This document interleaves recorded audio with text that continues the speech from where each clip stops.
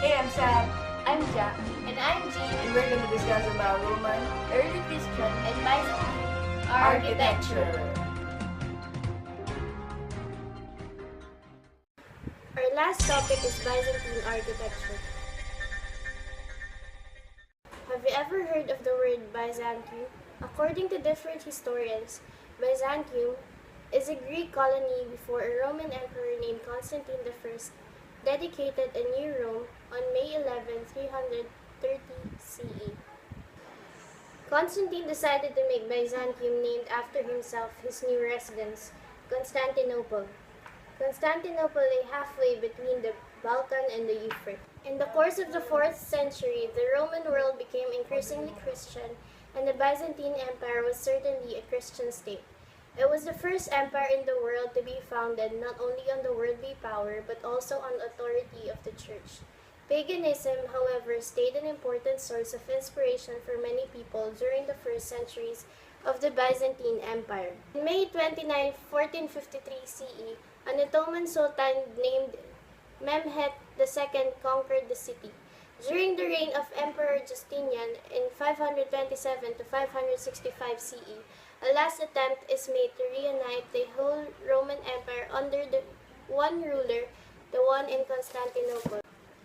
This plan largely succeeded. The wealthy provinces in Italy and Africa were reconquered. Libya was rejuvenated and money bought sufficient diplomatic influence in the realms of the Frankish rulers in Gaul and the Visigothic dynasty in Spain. The refound unity was celebrated with the construction of the Church of Holy Wisdom, Hagia Sophia, in Constantinople. Hagia Sophia, also known as the Holy Wisdom, is one of the supreme achievements in the history of world architecture. It was built for the Emperor Justinian in the span of 5 years by mathematicians, architects, and engineers Anthemius of Tralles and Isidorus of Miletus. It measures 71 meters by 77 meters. The dome diameter is 30 meters and rises to a height of 55 meters from the floor. Structurally, the dome rests on pendant tips between the 4 supporting arches resting on 4 main piers. Under the Justinian, the lawyer Tribonian 500 to 547 CE created the famous Corpus Iuris. The Code of Justinian, a compilation of all the imperial laws, was published in 529 CE. Soon, the institutions and the digests were added. The project was completed with some additional laws, the novellae. The achievement becomes even more impressive when we realize that Tribonian was temporarily relieved of his function during the Nika riots of 532 CE, which is in the end weakened the position of patricians and senators in the government and strengthened the position of the emperor and his wife. After Justinian, the Byzantine and Sasanian empires suffered heavy losses in a terrible war. The troops of the Persian king Khusrau II captured Antioch and Damascus, stole the True Cross from Jerusalem, occupied Alexandria, and even reached the Bosphorus. In the end, the Byzantine armies were victorious under the Emperor Heraclius, reigned 610 to 642 CE. However, the empire was weakened and soon lost Syria, Palestine, Egypt, Cyrenaica, and Africa to the Islamic Arabs. For a moment, Syracuse and Sicily served as imperial residents. At the same time, parts of Italy were conquered by the Lombards, while Bulgars settled south of the Danube. The ultimate humiliation took place in 800 CE when the leader of the Frankish barbarians in the west, Charlemagne, preposterously claimed that he and not the ruler in Constantinople was the Christian emperor. The second period in Byzantine history consists of its apogee. It fell during the Macedonian dynasty, 867 to 1057 CE. After an age of contraction, the empire expanded again, and in the end, almost every Christian city in the east was within the empire's borders. On the other hand, wealthy Egypt and large parts of Syria were forever lost and Jerusalem was not reconquered. In 1014 CE, the mighty Bulgarian Empire, which had once been a very serious threat to the Byzantine state, was finally overcome after a bloody war and became part of the Byzantine Empire. The victorious Emperor Basilius II was surnamed Bulgaroctonos, Slayer of Bulgars. The northern border now was finally secured and the empire flourished. Throughout this whole period, the Byzantine currency, the numisma, was the leading currency in the Mediterranean world. It was a stable currency ever since the founding of Constantinople.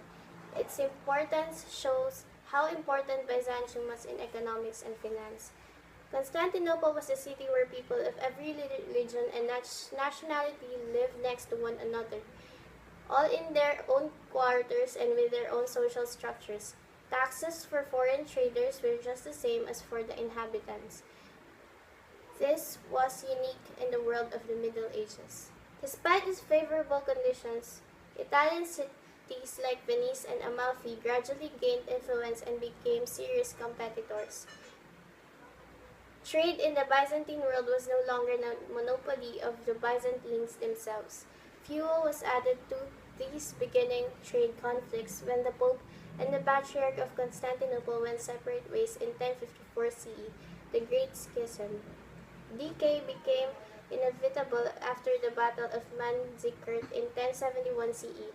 Here, the Byzantine army under the Emperor Romanus IV Diogenes, although reinforced by Frankish mercenaries, was beaten by an army of the Seljuk Turks, commanded by Alp Arslan, the Lion.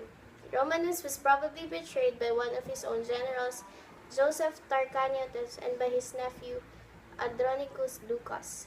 After the battle, the Byzantine Empire lost Antioch, Aleppo, and Manzikert, and within years, the whole of Asia Minor was overrun by Turks. From now on, the empire was to suffer from manpower shortage almost permanently. In this crisis, a new dynasty, the Comnenists, came to power. To obtain new Frankish mercenaries, Emperor Alexius sent a request for help to Pope Urban II, who responded by summoning the Western world for the Crusades. The Western warriors swore loyalty to the emperor, reconquered parts of Anatolia, but kept Antioch, Edessa, and the Holy Land for themselves. For the Byzantines, it was increasingly difficult to contain the Westerners. They were not only fanatic warriors but also shrewd traders. In the 12th century, the Byzantines created a system of diplomacy in which deals were concluded with towns like Venice to secure trade by offering favorable positions to merchants of friendly cities. Soon, the Italians were everywhere and they were not always willing to accept that the Byzantines had different faith. In the age of the Crusades, the Greek Orthodox Church could become a target of violence too, so it could happen that Crusaders plundered the Constantinople in 1204 CE. Much of the loot can still be seen in the Church of San Marco in Venice. For more than half a century, the empire was ruled by monarchs from the west, but they never succeeded in gaining full control. Local rulers continued the Byzantine traditions, like the grandiloquently named emperors of the Anatolian mini-states surrounding Trapezus, where the Comnenists continued to rule, and the Nicaea, which was ruled by the Palaiologan dynasty.